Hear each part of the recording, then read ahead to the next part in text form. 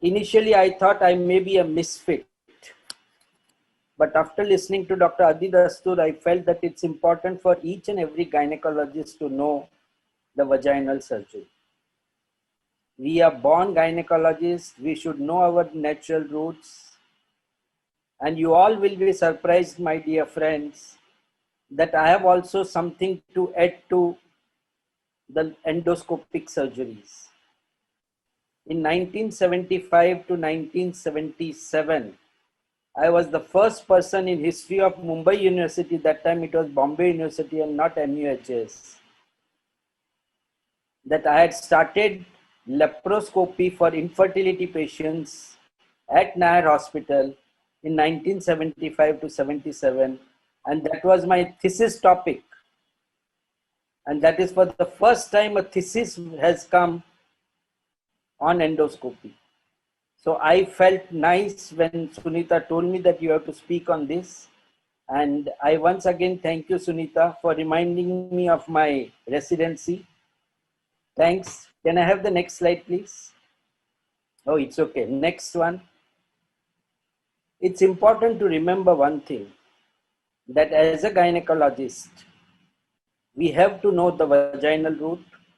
And my heads off to these three giant people, Dr. B.N. Purandare, Dr. D.K. Tank, and Dr. Shirish Sheth, who popularized vaginal hysterectomy. Next slide, please. Why a vaginal hysterectomy? If you look at these slides, for abdominal, you can see you are breaking a big wall. For vaginal, you are coming out to the window or to the door. And for laparoscopy, you are making quite a few windows over there to deliver that uterus. Next. Vaginal hysterectomy is a scarless surgery. LAVH is minimal scar and TAH is scarred abdomen. It differentiates gynecologists from general surgeon because every general surgeon knows how to do a laparoscopic hysterectomy. But if you tell them to do vaginal hysterectomy, they will fumble. Next, please. Look at this. I purchased my instruments way back in 1980. That was 40 years back, and I'm still using those instruments. The trolleys remain same, the table remains same. But if I had to do a laparoscopic hysterectomy, you require all sophisticated gadgets and which keep changing every year. Next, please.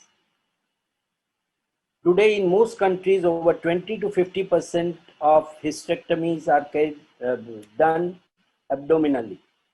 Not even LAVH, not even vaginal. And the reason given is caesareans are being done. So it's mandatory for every vaginal surgeon to learn how to do a hysterectomy in a case of previous Caesar. Otherwise, you'll end up with either LAVH or abdominal hysterectomy. Luckily, with passage of time, indications have decreased and contraindications have decreased. Thanks to Dr. Shirish Sheth.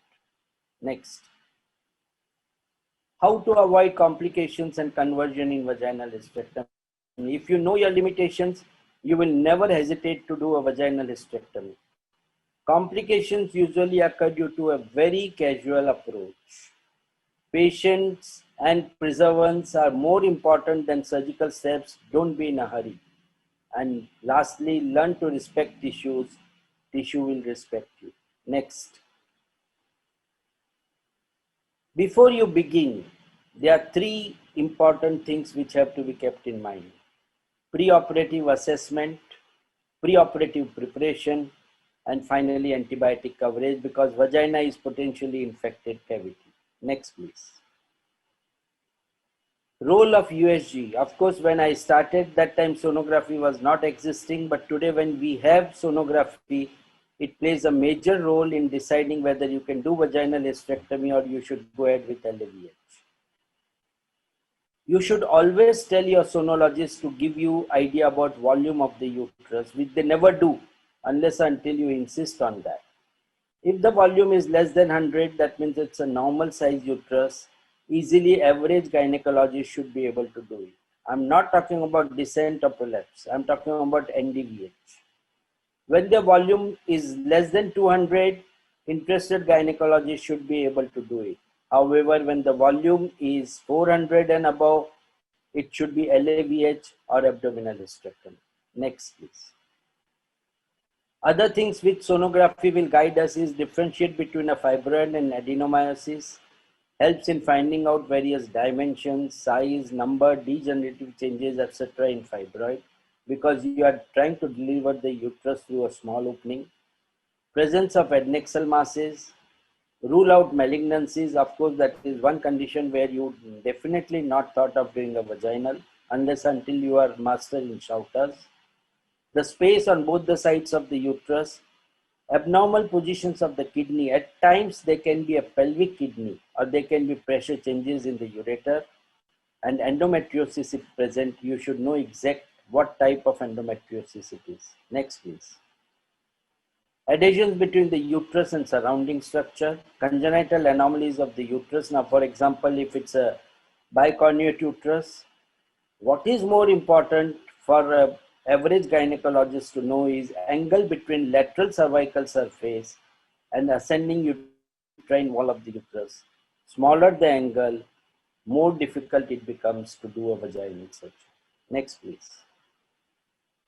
How to avoid complications in vaginal hysterectomy on table.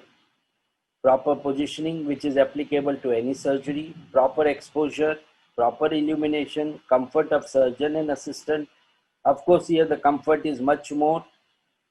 Proper instrumentation, proper draping, bladder bowel of the patient as well as surgeon should be empty. Proper anesthesia and blood pressure to be maintained on lower side. Next, please.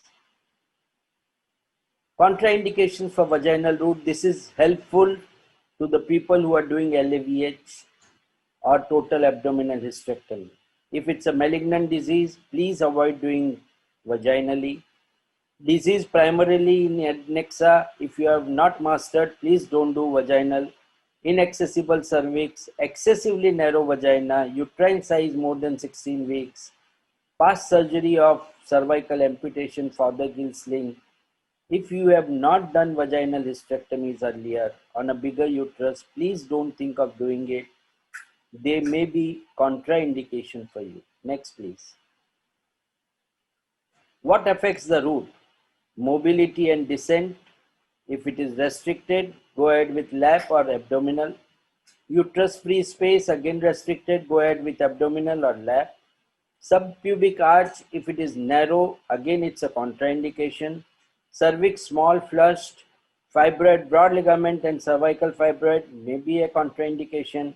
And surgical attitude, untrained, preoccupied, novice, please don't think of doing a vaginal surgery. Next, please.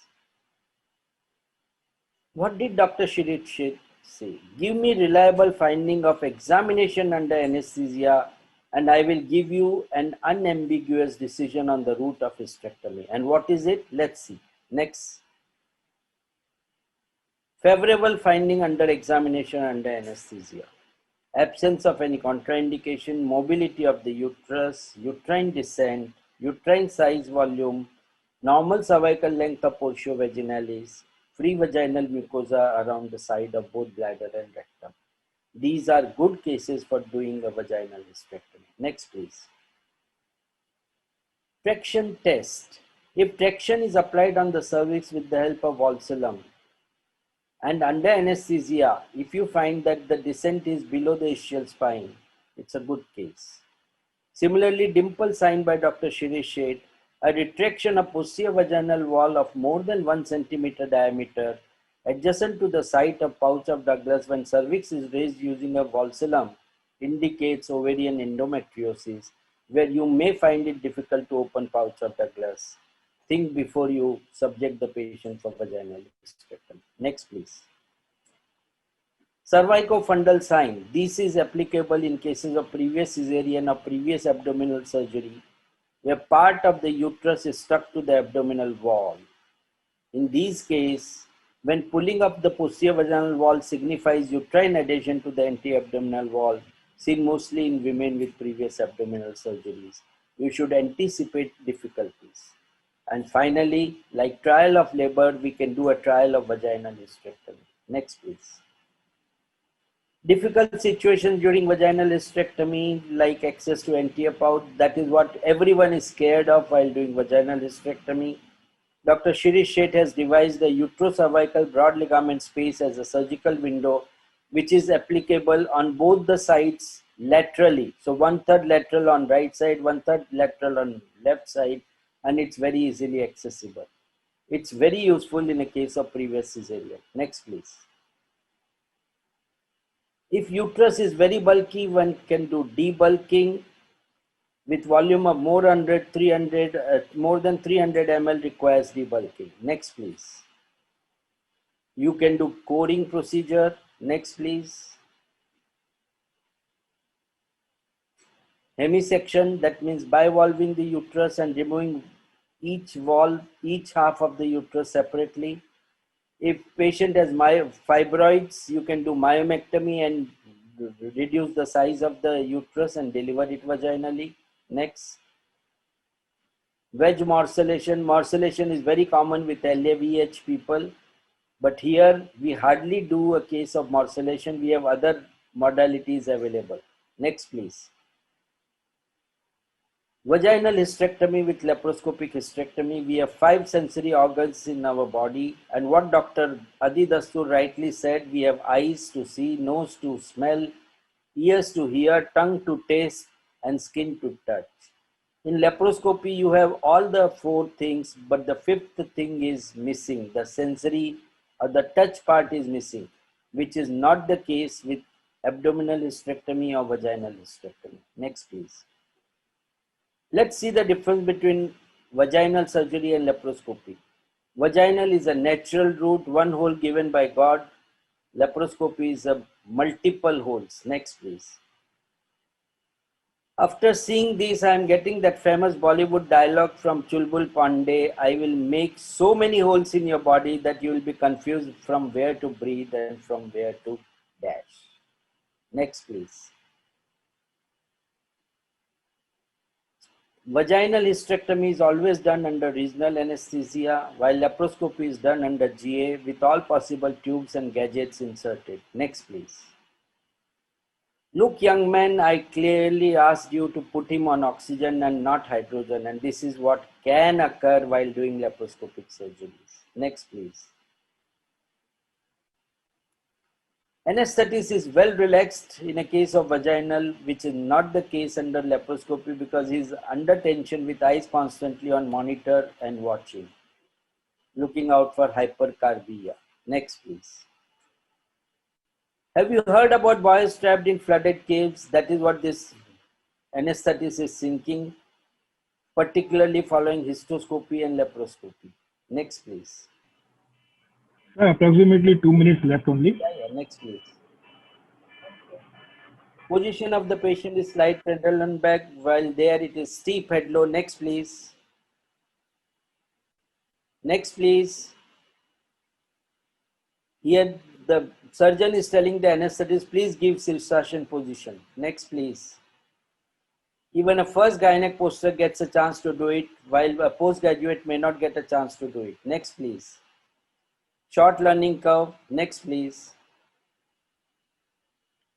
In today's history class, we will learn about the iPhone 5. Next, please. Conventional surgery, cheap, meant for masses, which is not the case with laparoscopy. Next, please. Do you want to go with deluxe colonoscopy? So you have 1D, 3D, HD, all sorts of cameras and charges. Next, please. Various prolapse repairs can be done, while laparoscopy, you can't do that. Next, please. Here you have to use mesh. Next, please. Foreign material. Can be performed easily in high-risk cases. No preoperative preparation, which is not the case. Next, please. Assistant, only 2 nurses are sufficient and not the battery of people. Next, please. I am feeling like I am watching IPL looking at so many people. Next, please. Can be performed in rural area and camps. Time required is much lesser. Surgeon is comfortable, which is not the case here. Next, please. I don't understand, he is getting shorter, maybe because of constantly looking at the camera. Next, please. Complications less. Next, please. Here the examiner is asking, tell us common complications, and he comes out with light plane of anesthesia, hypercarbia, high BP, and cautery not working. These are the complications with laparoscopy. Next, please. No gas is put, no shoulder pain, patient satisfaction is better. Next, please. Please inform all your relatives that videotape is available in the gift shop.